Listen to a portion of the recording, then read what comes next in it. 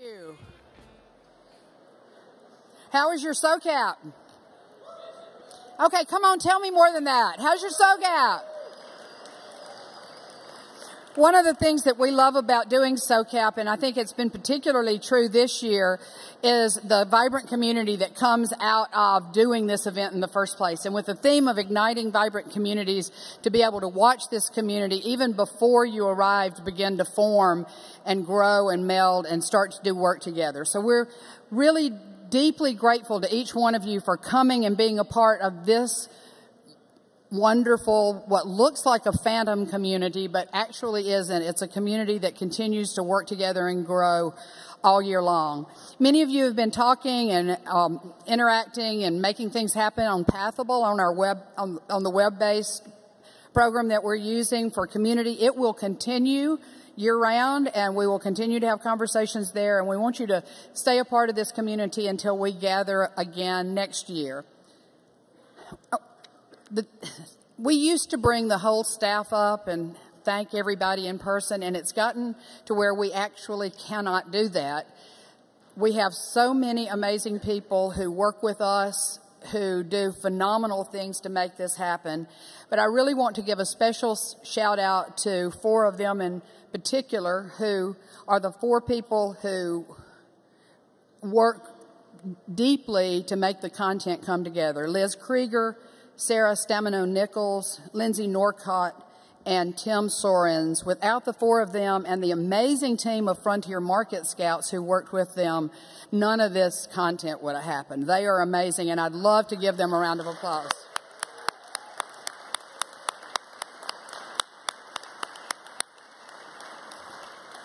One of the fun things about the Frontier Market Scouts is that it's an organization that helps place interns with other organizations, and it actually got its start here at SOCAP, so it's great fun to have them working with us.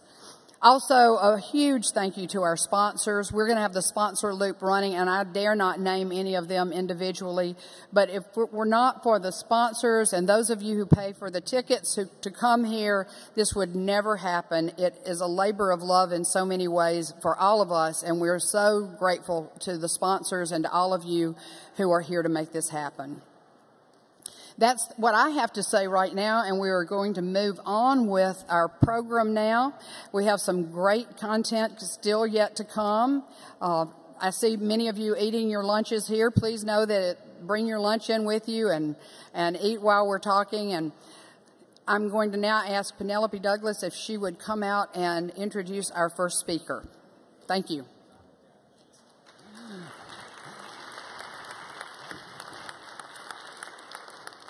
Hi, everybody.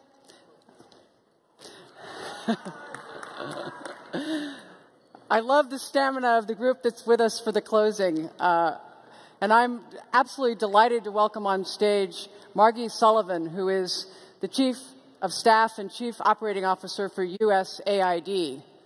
Now, I know for some of you in the room, it's probably obvious why USAID is so important to our work. They're an enormously important partner throughout the world. For many of you, though, it's probably not so obvious, and so I'm really happy to have her with us, and I know that she's got a great video she'll show us. I also wanted to tell you that backstage I was asking Margie what are some other things that I could quickly say about her, and she said, well, like you, I'm a Californian. I grew up here in the Bay Area, and she also said, tell them I love politics, and I love investing. And I said, well, that's just what they're going to want to hear. So anyway, without further ado, I'd like to welcome Margie on stage. Thank you.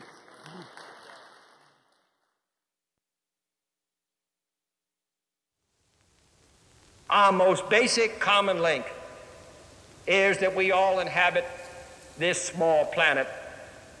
We all cherish our children's futures, and we are all mortal.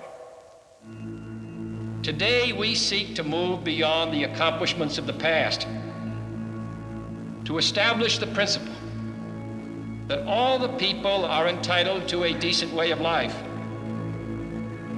Let us not forget that each child saved, each refugee housed, each disease prevented, each barrier to justice brought down, each sword turned into a plowshare brings us closer to peace, closer to freedom, closer to dignity.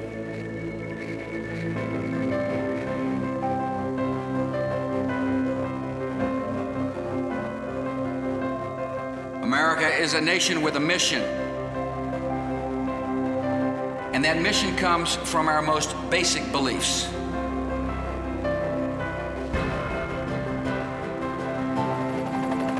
Our aim is a democratic peace. A peace founded upon the dignity and rights of every man and woman.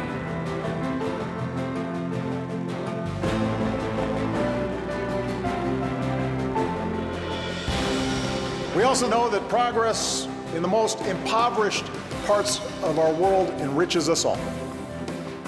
So the United States will join with our allies to eradicate such extreme poverty in the next 2 decades by connecting more people to the global economy,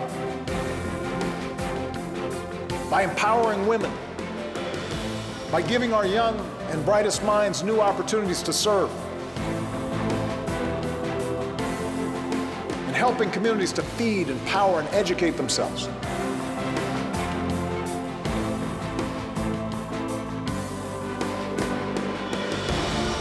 By saving the world's children from preventable deaths. That's how we'll confront the challenges of our time.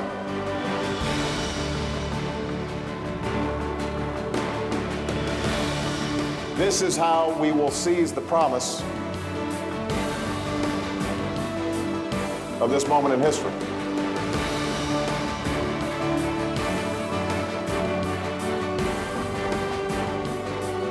Who are we to believe that today's challenges cannot be overcome?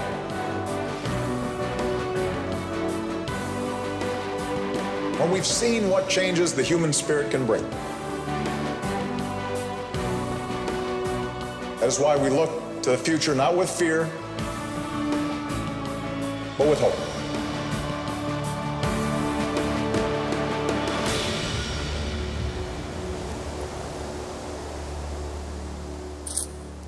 Hello, everyone. I hope you enjoyed that video. You know, there was a Navy SEAL that we worked a lot with at USAID over in Africa. And when he was ready to retire from active duty, we asked him and a team to visit some of our missions around the world and to film our work in the field. And then after that, we asked the 3 living presidents, or the 3 most recent presidents, if we could use their words to describe the work that we do throughout the world. And what I hope you take from that video is that development work is one of the greatest manifestations of American values, that the work is bipartisan, and that it touches every basic element of the human experience. You know, I'm really pleased to join you today in wrapping up this conference, this very successful conference. Kevin Jones and his team deserve an enormous amount of credit for what they pulled off. You know, few conferences attract such a broad array of participants from so many different walks of life. You know, whether investors, whether entrepreneurs, whether representatives of nonprofits or religious organizations, it's unique and it's impressive that such a cross-section has come together this week.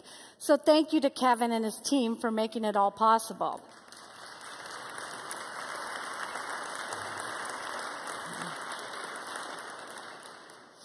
You know, when you look at the world today, today being September 5th, 2014, 2 things are quite powerfully evident.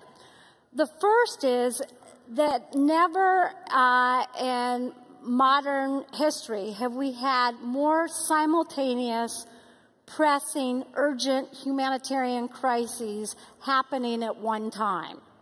Whether it's Iraq or Syria, or South Sudan, or West Africa, or Ukraine, it feels like parts of the world are genuinely unraveling. On the other hand, never in history have we been so close to ending extreme poverty. Never. So what does that mean? Well, what that practically means that just last week, for example, the U.S. government airlifted more than 60 metric tons of relief supplies to Erbil, Iraq, including 3,000 kitchen sets, 6,000 water containers, 12,000 blankets, and 380 rolls of heavy-duty plastic sheeting to help the most vulnerable families in northern Iraq prepare for the winter. We also sent 1,000 beds to Liberia with 130,000 sets of protective gear and 50,000 hygiene kits. And on, you get the idea. But despite the dire headlines that you hear on the news, we're also living in a time of tremendous hope and possibility.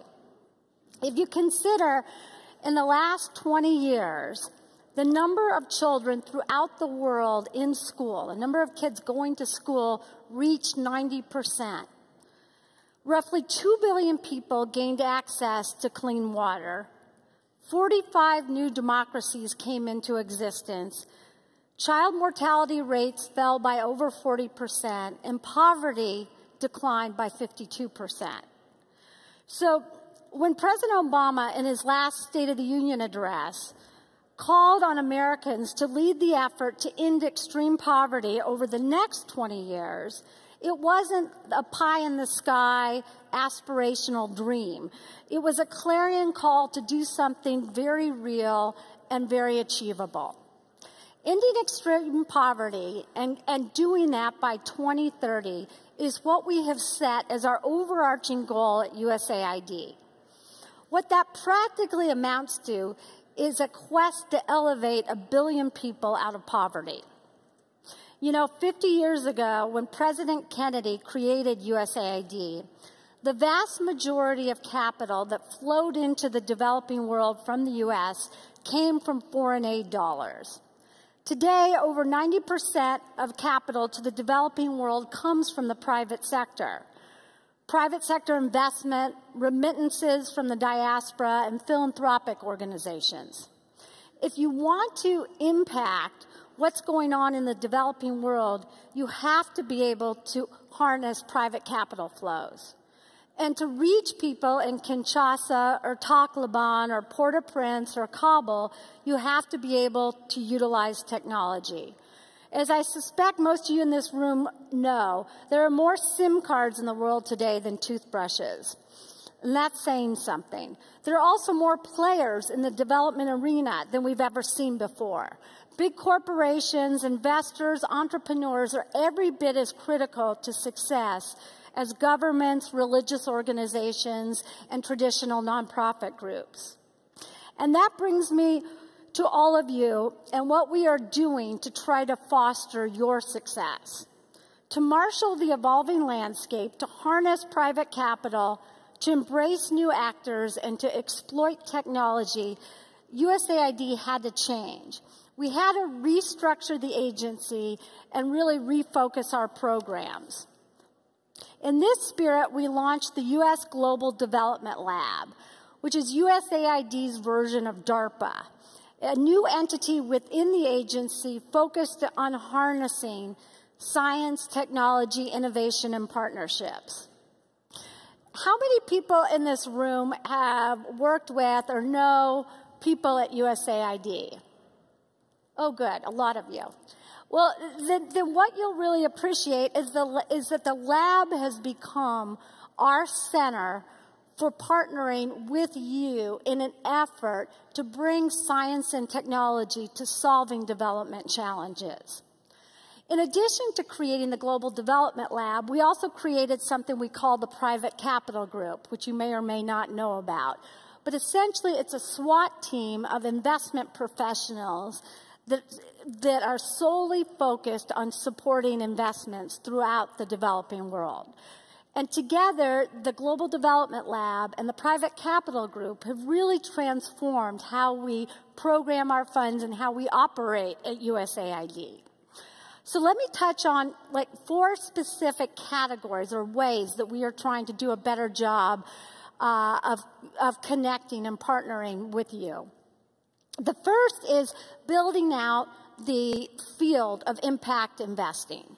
You know, as a serious field, impact investing is still in its infancy.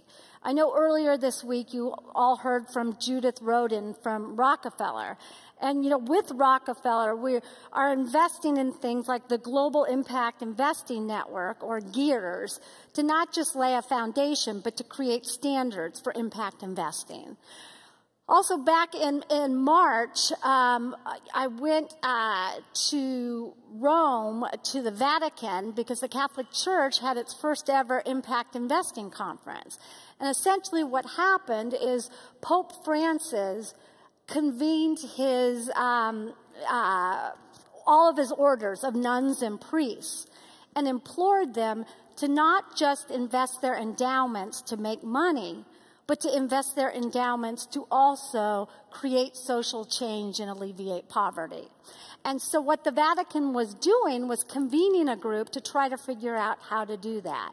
And as this process grows, hopefully the next time they have an impact investing conference, many of you in this room will actually be there too. The second thing we're doing is we're working harder to support entrepreneurs. I mentioned before we created the lab. And what that really means is we're really trying to hone how we source new technologies and how we do a better job of scaling technologies. I think a number of you are familiar with our Development Innovation Ventures, or DIV program. Well, to date, we've invested in over 100 social entrepreneurs that have robust evidence of impact, cost effectiveness, and clear pathways to scaling their products. This morning, USAID's team met with Eric Donison of Off-Grid Electric. Off-Grid Electric is an enterprise that provides affordable, reliable energy services to communities essentially living in the dark. DIV's early stage investment, along with investors like the Malago Foundation, allowed Off-Grid to close a $7 million round led by Vulcan Capital, Solar City, and the Omidyar Network. That's a big deal. That investment allowed Off-Grid Electric to expand its services, giving its customers 50 times more light at far more affordable costs. The third thing we're doing is we're trying to build out an ecosystem of entrepreneurs throughout the world. You know, we did a lot of work in the Middle East in conjunction with Secretary Kerry's peace talks to try to spawn entrepreneur activity in the West Bank and surrounding areas. And, you know, today we also want to announce additional funding for our PACE program, our Partnering to Accelerate Entrepreneurship programming. Through PACE, we are partnering with incubators, accelerators, and investors to catalyze investment in early stage enterprises throughout the world. The first three partnerships are with Village Capital, Shell Foundation, and Unitas Seed Fund. Together, that will represent $40 million in capital off of our core investment of $6 million. But we're not only just making those investments, we're working hard to follow up and to figure out what works and what doesn't work. So moving forward, we do an even better job of incubating and accelerating innovations. Finally, we were building out the ecosystem for makers through our support of Gearbox, an open space for innovation in Nairobi that brings together inventors from diverse backgrounds to prototype and manufacture solutions for local change. The fourth area we're trying to do a better job of partnering is building out challenging marketplaces. From recent research that I know many of you are familiar with by the Omidyar Network and Monitor Deloitte, we've seen highlighted the importance of not only investing in individual firms, but also creating long-term strategic investments to scale entire sectors. Scaling entire sectors is an enormous challenge and one the governments are particularly poised to take on.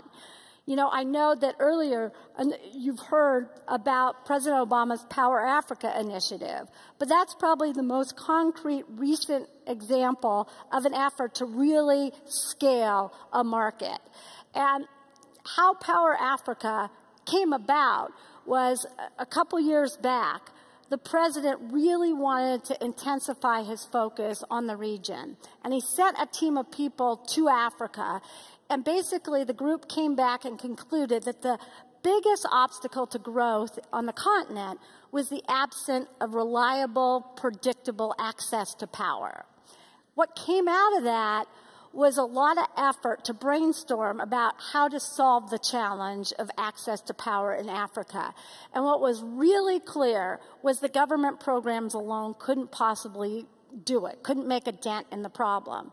And so what we did is we made a list of every single energy project in target countries that was currently under development. And then we convened folks and we talked about what would have to happen to accelerate progress. And that meant everything from figuring out reforms that had to occur within African governments. It meant deploying people to actually work inside those governments.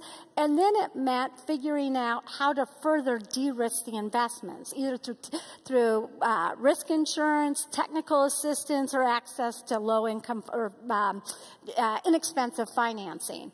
And the upshot of that is that when we just a couple weeks back had 50 African leaders come to Washington, we were able to announce that we were about a third of the way towards doubling energy access in sub-Saharan Africa. So taking on those kinds of massive challenges is no longer attainable or remotely doable by governments alone.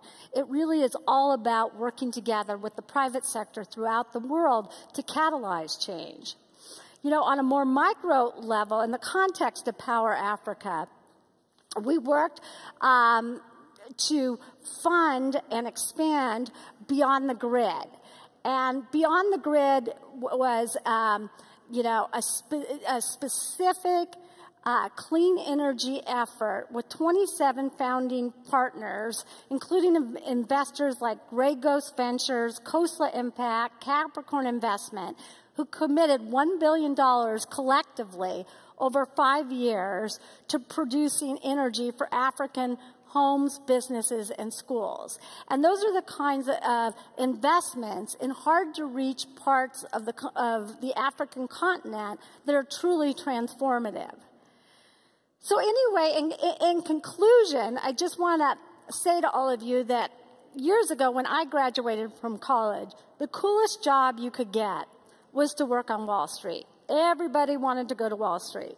Today, when I visit college campuses, the hottest thing going is the development space and people that want to both make money and want to make the world a better place.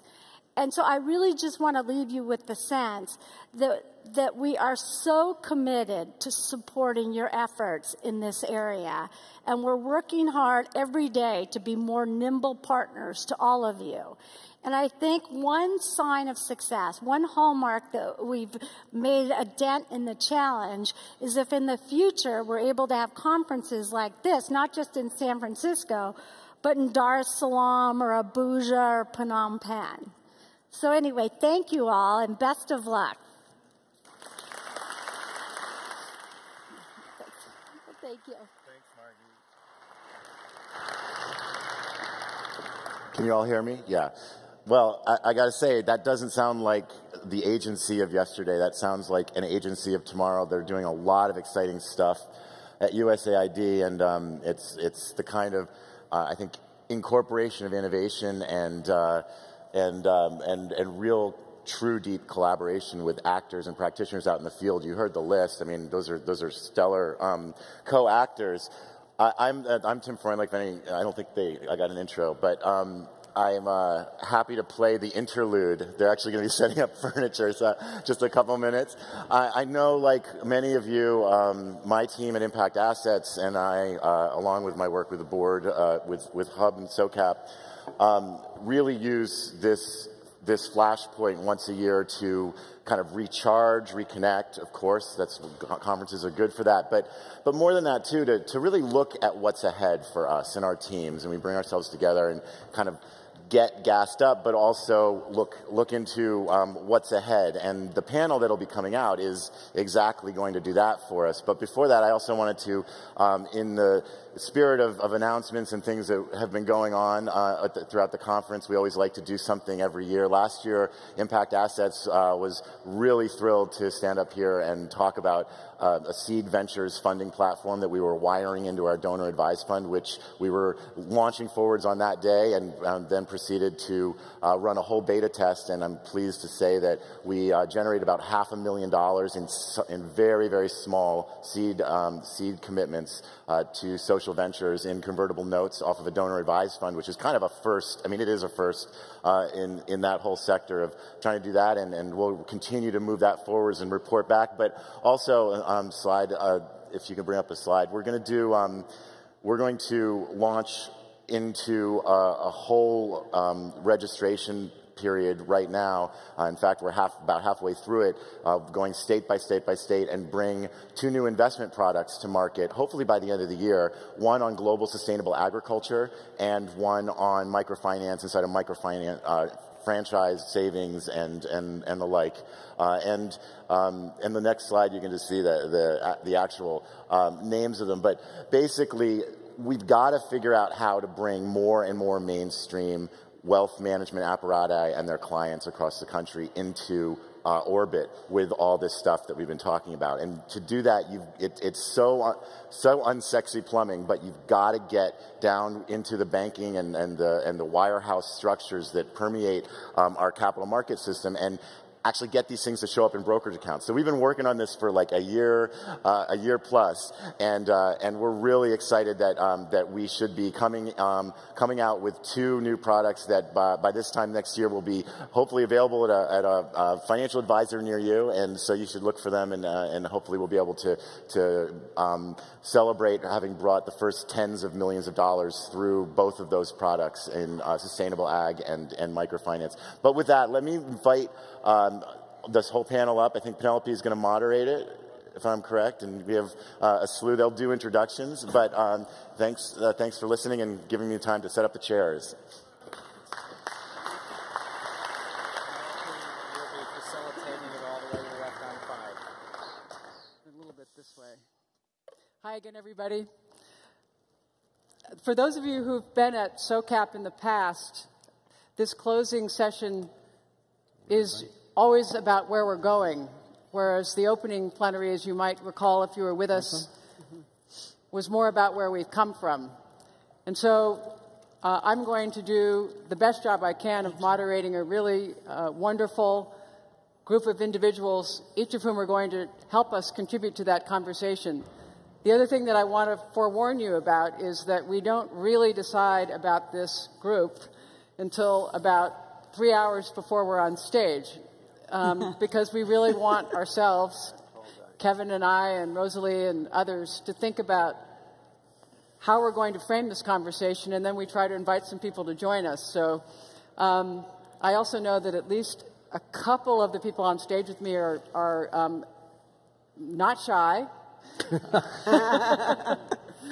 and so, as usual, I'm going to be doing my best to moderate, but also have a conversation. So without any further ado, let me try to make some introductions here. To my immediate left is Vineet Rai. You may have met him last year as well. He's the founder and chairman of Intellecap and Aavishkaar. To his left is Catherine Hoke, who's the founder of Defy Ventures. Some of you might have heard her speak earlier in the week. To her left is Sharon Harper, who's the senior director of mobilizing for Sojourners. And I don't need to introduce that guy over there. That's right. But I'm going to let each of these individuals give a little bit more color to the introduction I just gave. And what I've asked them each to do is tell you not so much about their organizations, but what drove them to do the work they do. So I'm actually going to mix this up a little bit. Catherine, I'm going to start with you. what has driven you to do the work that you do with Defy? Yeah, so the work that we do at Defy is to transform the hustle of formerly incarcerated drug dealers and gang leaders.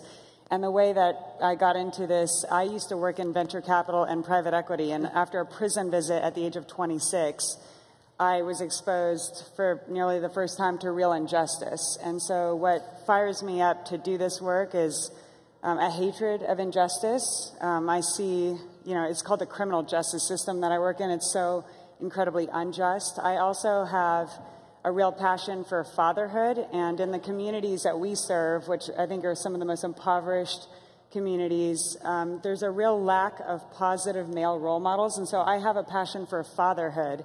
And so we equip men and women, but predominantly men, to be all that they can be, to make sure that they're changing the legacies. That's some of what inspires me. Thank you. Thank you so much. I'm actually going to let Kevin go next, because I sort of see a thread here about fatherhood and grandfatherhood. Yeah, well, that's a good point. I got into this. I cashed out of the .com in a good time when it was my 7th business. This is the 8th. And I was starting another one, and I was kind of becoming obsessed. And my daughter said, Dad, you had a business career in Mississippi and then moved here and it worked to be international. And she said, Dad, you don't need the money and you've proved your point. What's your life about? And I just hadn't asked that question since, a long time before. And then did some things very badly. I'm a really bad member of a nonprofit board that works slowly for consensus. And then I said, well, I'm going to go, solve a direct problem. And it turned out I worked a couple of years on malaria in sub-Saharan Africa, and it turned out I'm almost the exact wrong person to solve that problem. So I failed at that. And then at that time, figuring out what to do, and my grandson was born. And I said, well, damn, he's going to inherit a bad world. I need to do something. So started doing this stuff. Thank you. Mm-hmm. Wow.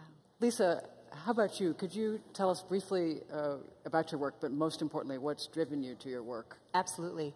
Well, I work with Sojourners. Sojourners is about 43 years old. We started in Chicago with Jim Wallace and company. And it started in the midst of the Vietnam War era, the tail end of the Civil Rights Movement, the beginning of the Women's Liberation Movement. And what they were looking around at the world and saying, why is the church not speaking to these issues? And we're still doing that. Our mission is to articulate the call to biblical justice for the world and for the church, and really to shape the conversation both in the church and also in Capitol Hill and in the White House. So the work that I do is actually to mobilize the church to engage these issues of social justice, multiple issues of social justice. And what motivates me to do that, somebody else actually asked me that once, and it was like, bing, like a light bulb went off, and I got it, I knew it. It is the reality that the church, generally speaking, across the board, there are always exceptions, and there actually are great pockets of wonderful activity. But the church is struggling, and especially my arm of the church, which is the evangelical arm of the church, is struggling to be worthy of the moniker Bride of Christ, which is what it claims from Scripture. So I live and I do what I do in order to help the church to become worthy of that moniker. Thank you so much. And Vineet. I thought, why are you keeping me at the last? Probably you noticed that I dread this question, and I dread this question simply because I never could figure out why I do what I do. So I can give you a quick history. I founded Intellecap Aavishkaar in 2001 and 2002, so it's been quite some time. Before that, I used to live in a forest. So one thing that always strikes me is probably I got bored of the forest and wanted to do something else.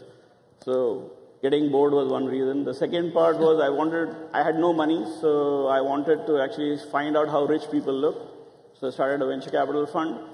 Discovered over the last 14 years it's a pretty tough and challenging activity. To find them is easy probably. Getting the money out of them is very difficult.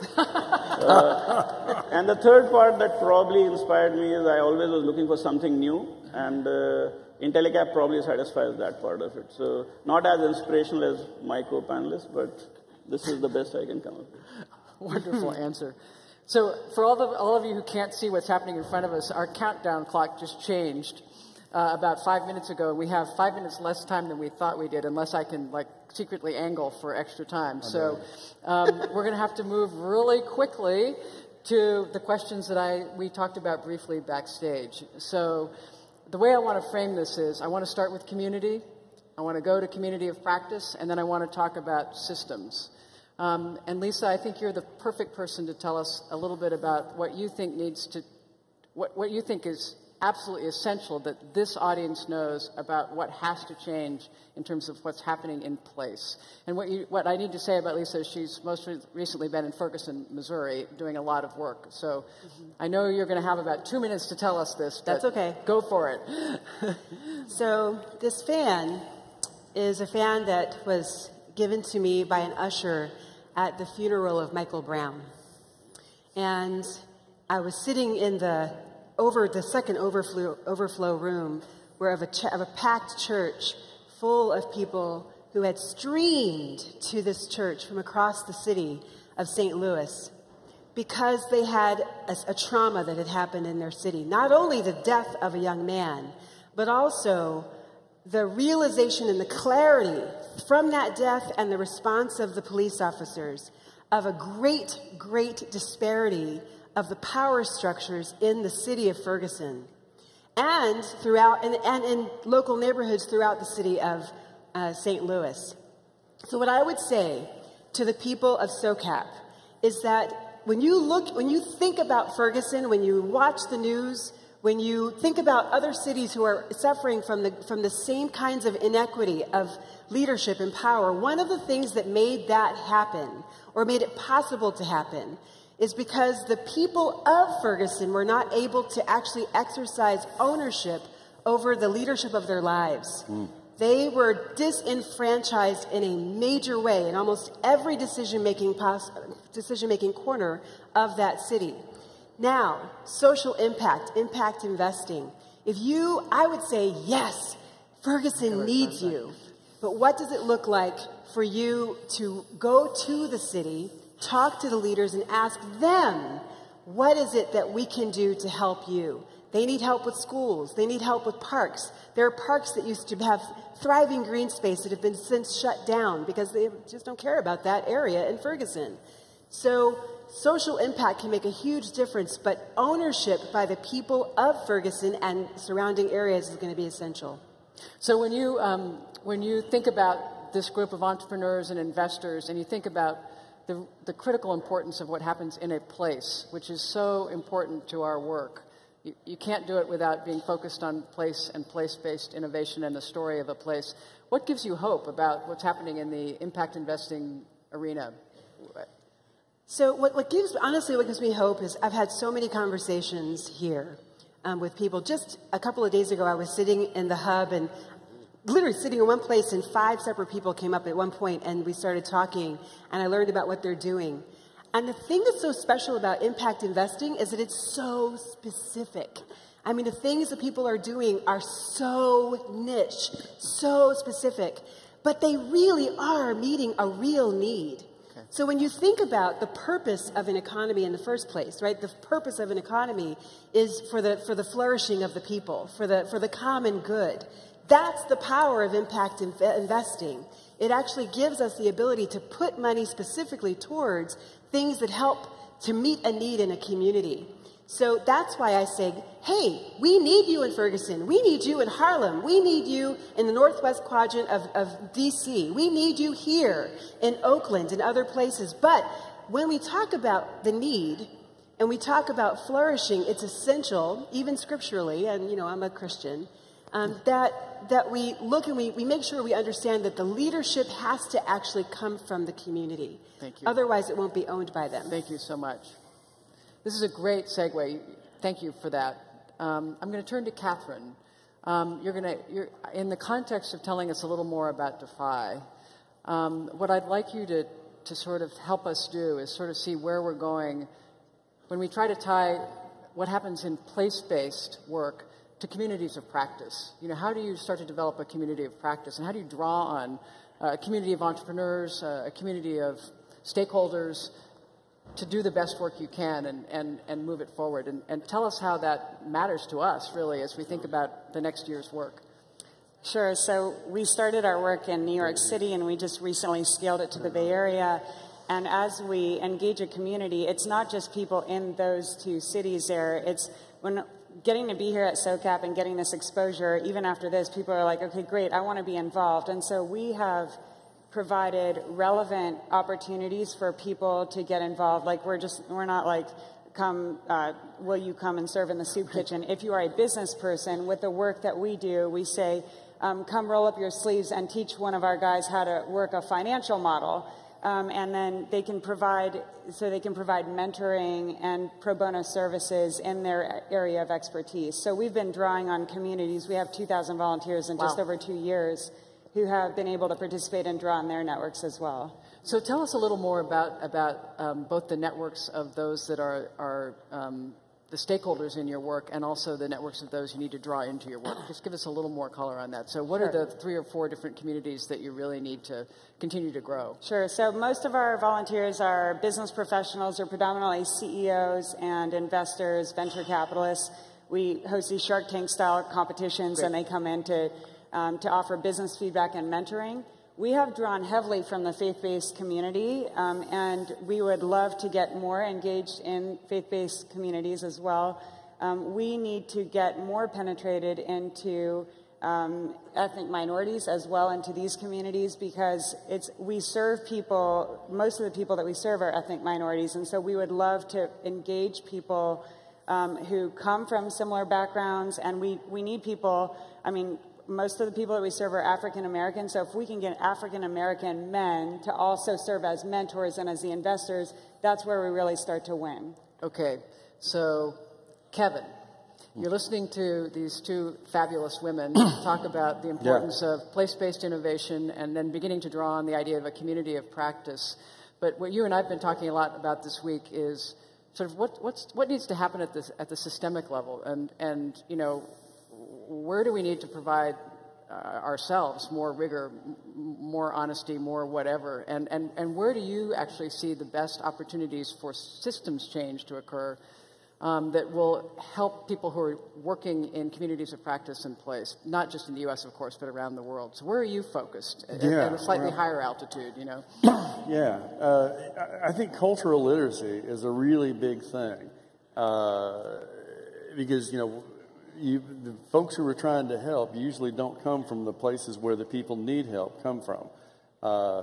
And so I see that as a real interesting, critical need. There is so figuring out what the cultural context of who you're trying to help is. There was a particular accelerator program working in sub-Saharan Africa, and it was trying to get this technology. It's a roller barrel kind of thing, and it's like, oh, it'll save all these women all this time going to get water. Well, actually, when they found out going to get water was the only time they got to be together, the only time they got to be unsupervised, the only time they had community. And so the technology was a really good idea, but they hadn't talked to the people about what they were losing when they did that. And so I think, you know, some of the smartest investors, I think there's huge opportunities around financial inclusion, but you have to figure out how to talk to those folks, and many of those folks don't make decisions individually.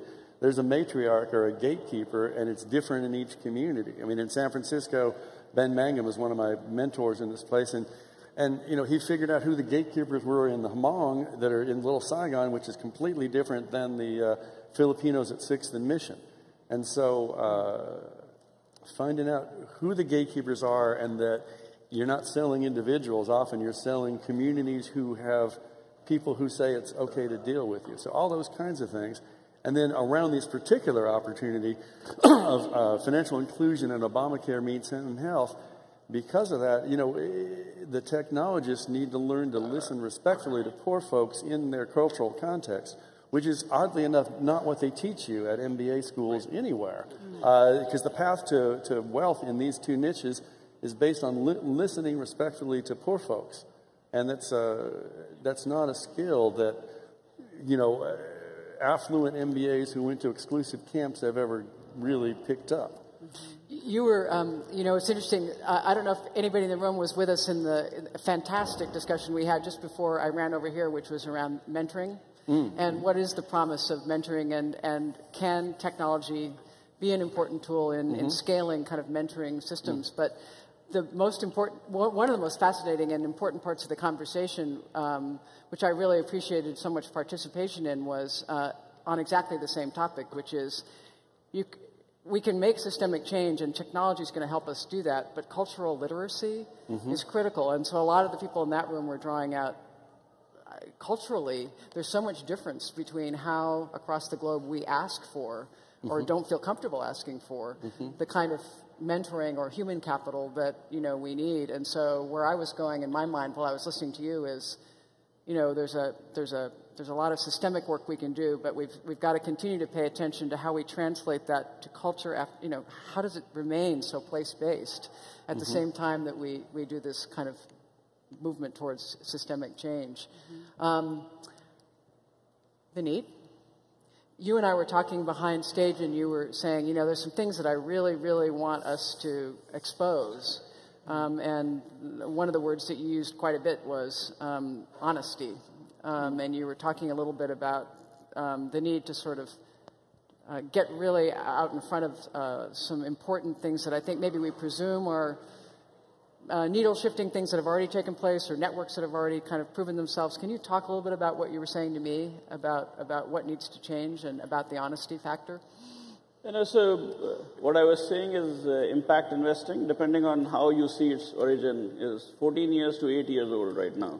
8 years because roughly around 2007 or 8, the term got coined, and some of us started around 2001, 2002, so 14 years. So it's early teens to very early age. So depending on the maturity level, I actually believe that we did a lot to create hype, and SOCAP, Sankalp, a lot of us have been a co-contributor to that hype.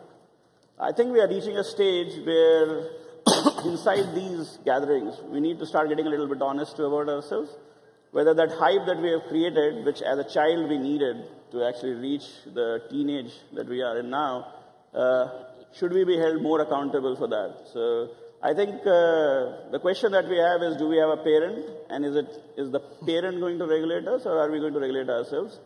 And this honesty issue actually comes from the definition itself. So one of the big questions that we have been grappling with, and I think there is an acceptable definition that is being presented now, whether you look at GIN or you look at the new report that's going to come out of the G7, we are talking about an intent and output and outcome as two different parts. The problem is there is no way in the world I know what my intent is.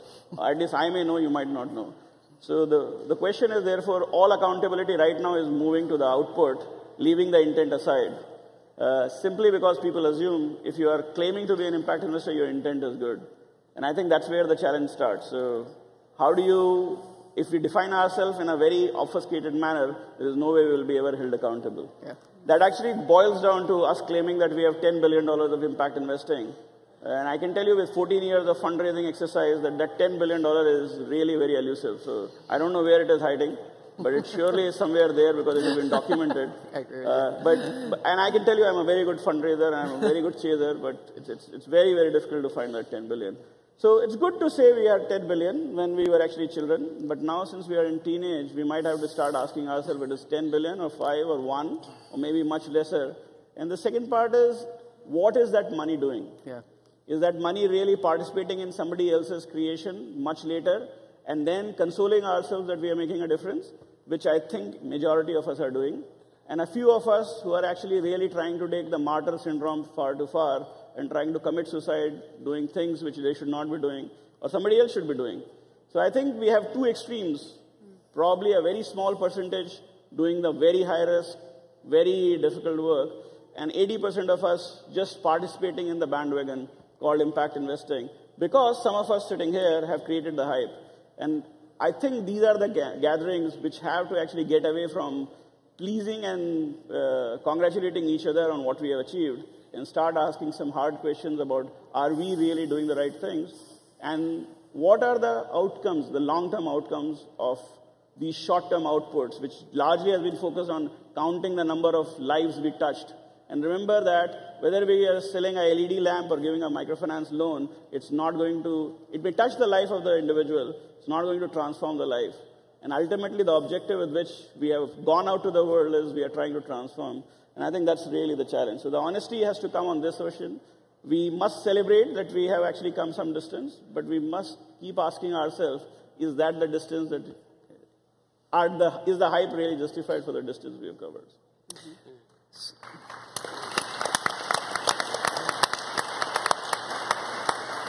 So I'm going to challenge all of us to take Vineet's question. And I'd like each of us in the 5 minutes or so we have remaining to, and you can just signal to me where you want to go in order because this is going to take a little thought. But what can each of us do ourselves, and what would we like the audience to do to create more honesty is my question. So, so in other words, let's respond to Vineet's question with the time that we have left. It's not exactly where I thought we were going, but this is where I think we should go.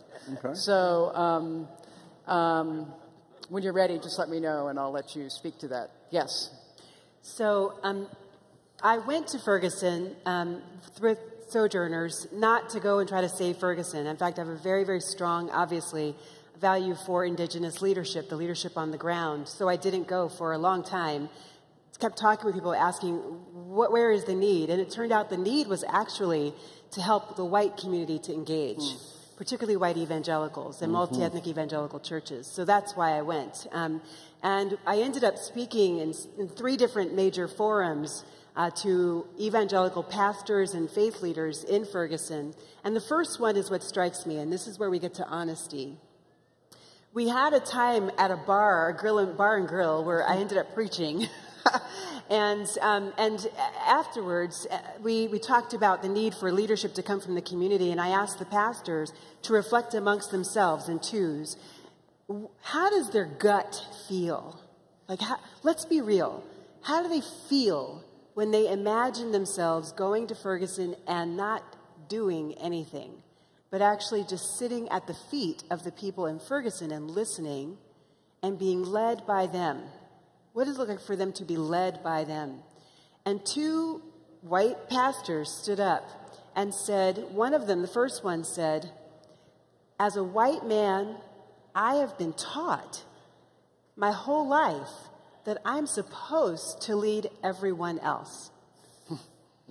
That blew my mind. I was like, whoa, we just got deep up in here. And then the second one confessed that it had never even occurred to him that the people of Ferguson would actually have to lead him. And the thing is, these are Christians, and biblically, there's the scripture, Isaiah 61, that says that the salvation of the cities will actually come from the ones who are weeping. It'll come from the ones who are imprisoned right now. It'll come from the ones who are oppressed. So they were really challenged by that, and it was one of those transformative moments. And sounds very honest. Yeah. Who wants to go next? What are you going to think about now that you think can help this audience, us, the movement, be more honest? Kevin, Catherine, Vineet? My answer is totally different. I mean, this is my first exposure to SOCAP, and being here with everyone talking about creating change and getting honest, I appreciate it when people are like, nope, we can't help you, and we don't have anything to offer. And like, I like that fast answer because it can help me to stay focused. And then when people do have something to offer, when they just tell me straight up. So that honesty and getting to the point very quickly instead of saying, yeah, I'm interested, and then never following up. I think that's a really great point to make, because I think at the level of the personal interaction, I still believe we maintain a great deal of honesty. And I think it's when we're starting to think, my own view is, when we start to think about the larger picture, it's when we see some of the need to be more honest. Kevin? Yeah, I think when I started SOCAP, I wanted to prove there was a market here, somewhere between giving and investing. And I think, okay, that's kind of proved. It's a phantom $10 billion market or whatever somebody's come up with. But I think now that we're really on base, it's like it's a movement, and you use the market. The market's a tool, and the market's not the point. And that's what I've come to start thinking about. Yeah. I'm thinking very much about some of those things too. Vineet? So I think I was actually coming from Palo Alto, and there was a debate going on in my car with somebody who's actually running an angel network, trying to convince me to make an investment, which is a very impactful investment. And I was giving her 300 reasons of why I can't make that investment. Because the profit is too thin, the model is too complicated. And the more I tried to explain, the more convinced I got that all my explanations are wrong. So, and by the way, I know about that company for 3 years, and I've been watching it, doing nothing about it. The guy has been struggling. It's a guy, engineer from Oracle, who's trying to do a mobile clinic in West Bengal. And the lady who was trying to convince me, Aditi, is somewhere around. She tried for 1 hour, and she's been trying for 3 years with no... So somewhere, I started with a very different belief.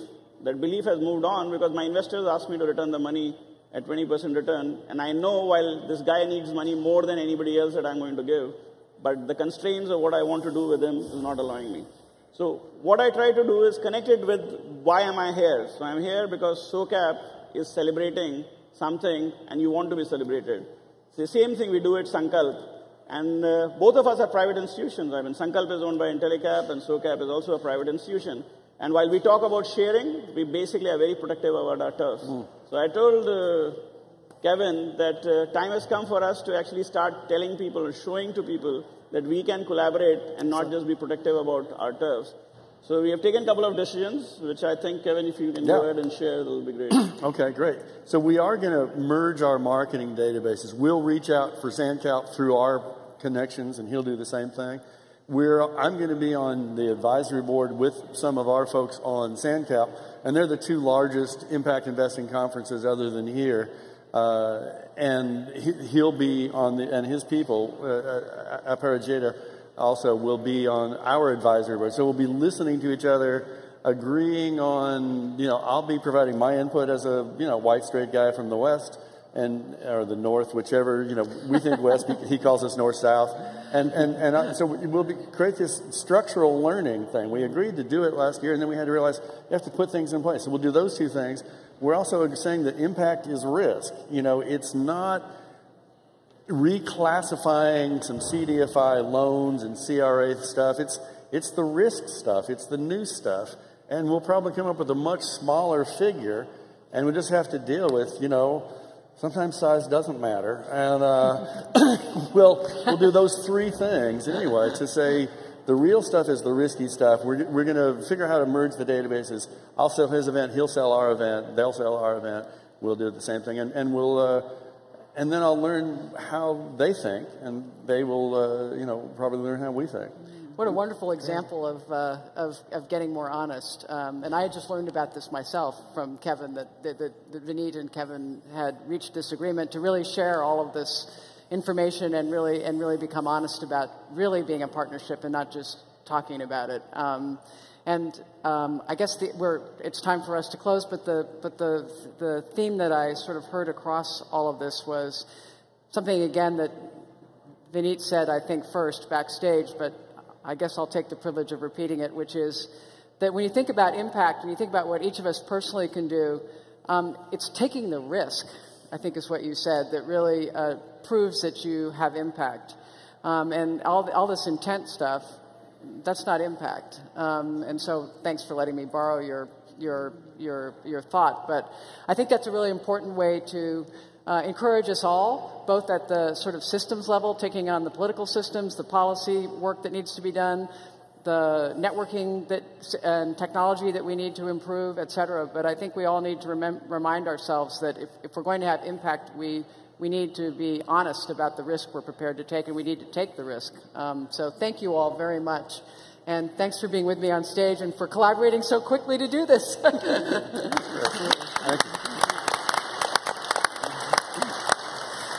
Thank you. We have one last thing, and I'm going to, do the thing that everybody does. I've been seeing everybody doing at SOCAP. I'm taking a picture of y'all. So if you'd smile for me, okay? Is everybody ready to smile? 1, 2, 3. Wave to me.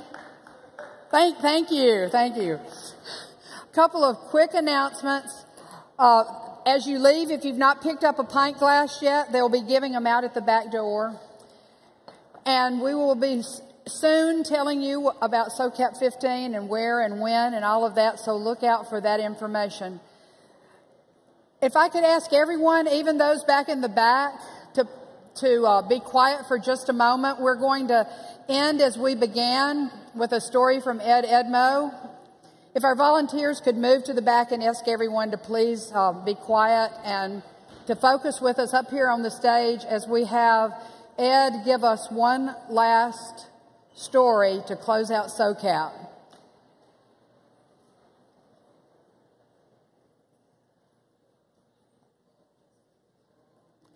Thank you. Ed, come tell us a story.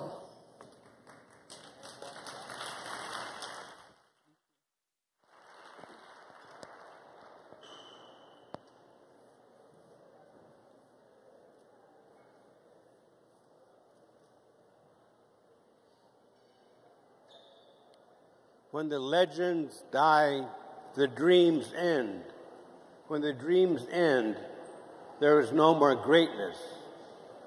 When the legends die, the dreams end.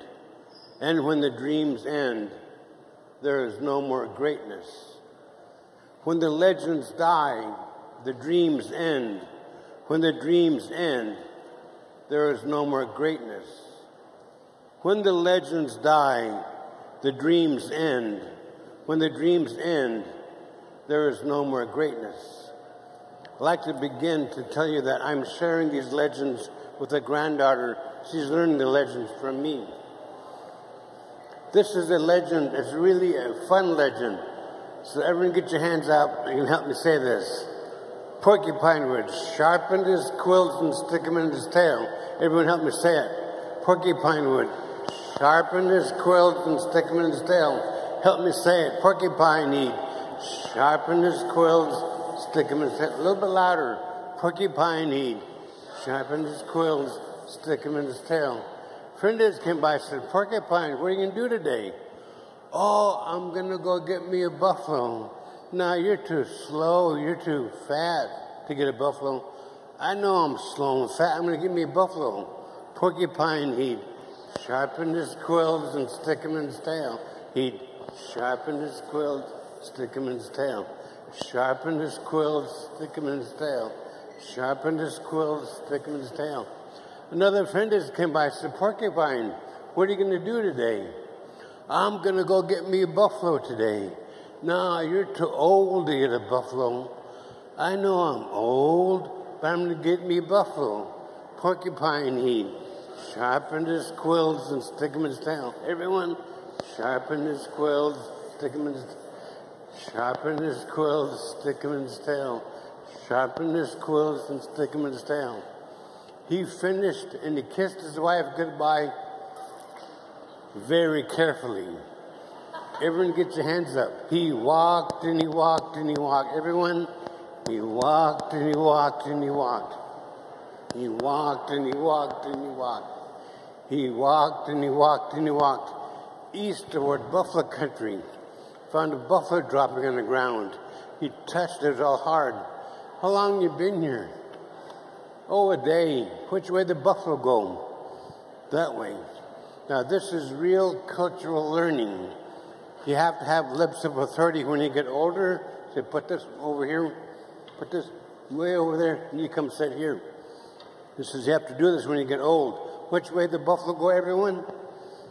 That way. Porcupine got happier. He walked and he walked and he walked. He walked and he walked and he walked. He walked and he walked and he walked. How do you say it? He came to another buffalo dropping on the ground. He touched it, his finger went inside of it. Which way the buffalo go? Over the hill and across the river to eat. Porcupine eat. To the top of the hill, he looked over across the river. There was a whole herd of buffalo eating. Porcupine eat. Down to the riverbank and hollered, hey, you buffalo, come here. Old, mangy, skinny buffalo was eating. Who, me? No, the young fat one, come here. Old, mangy, skinny buffalo was so skinny he could count his ribs, was eating. Who, me? No, the young fat one, come here. Who, me? Yes, the buffalo walked through the river. Porcupine says, I want to ride to the other side. Sit on my neck and hung into my horns. Porcupine goes, no, that won't work. A fly would land in your ear. You'd shake your head and it'd fall off. Well, sit on my rump and hung into my tail. No, Porcupine said, that won't work. A wave would wash me off. Buffalo thought and thought. Porcupine thought and thought. Everyone get your horns out and help me say it. Buffalo thought and thought. Porcupine thought and thought. Help me say it. Porcupine thought and thought. Buffalo thought. Porcupine and thought. Buffalo. Porcupine. Buffalo. Porcupine. Buffalo. Porcupine.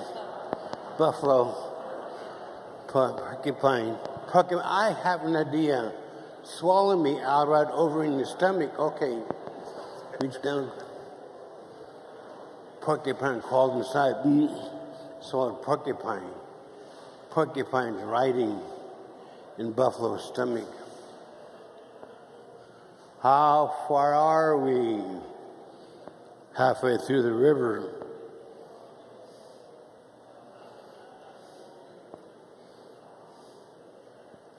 How far are we now? Almost to the riverbank. Find a nice grassy spot. Stop. Spit me up. You could feel Buffalo stop moving. Porcupine got up, shook his quills into the buffalo's stomach. The buffalo rolled over and died. Porcupine crawled out and said, I knew I'd get me a buffalo today. Thank you.